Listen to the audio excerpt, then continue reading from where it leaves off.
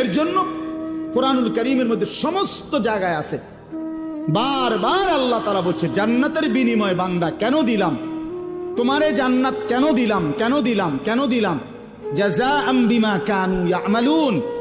আল্লাহ তাআলা বলছে বান্দা তুমি যে সারা জিন্দেগি আমল করেছো সেই আমলের বিনিময়ে জান্নাত দিল, আমলের বিনিময়ে দিল। জাযাআম বিমা কানু ইয়ামালুন ওয়ালানাজজিয়ান্নাহুম আজরাহুম বিআহসানি মা কানু ইয়ামালুন।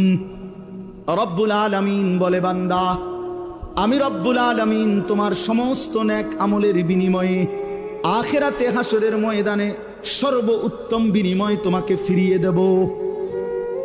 রব্বুল আলামিন বলেন বান্দা এক যাররা এক বিন্দু ইন্নী লা উযীউ আমালা আমিলিন মিনকুম মিন যাকারিন আও উনসা।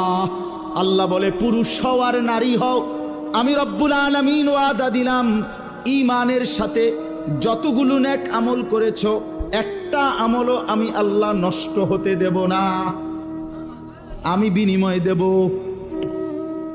একটাও না। ইন্নী লা উযীউ, আমি নষ্ট করব না বান্দা, তোমার প্রতিটা আমল আমি আল্লাহ তাআলা বিনিময় দেব, ফিরিয়ে দেব, ফিরিয়ে দেব। এজন্য বাপ দুনিয়া মূল হিসাব না, আখিরাত মূল হিসাব। দোস্ত আমার, বন্ধু আমার, নওজোয়ান ছেলেরা আমার, এটা মনে রাখো ভাইয়া, আখিরাত মূল হিসাব, আখিরাত মূল হিসাব। আল্লাহ তাআলা আমাদেরকে ঈমানের দৌলত দান করছেন।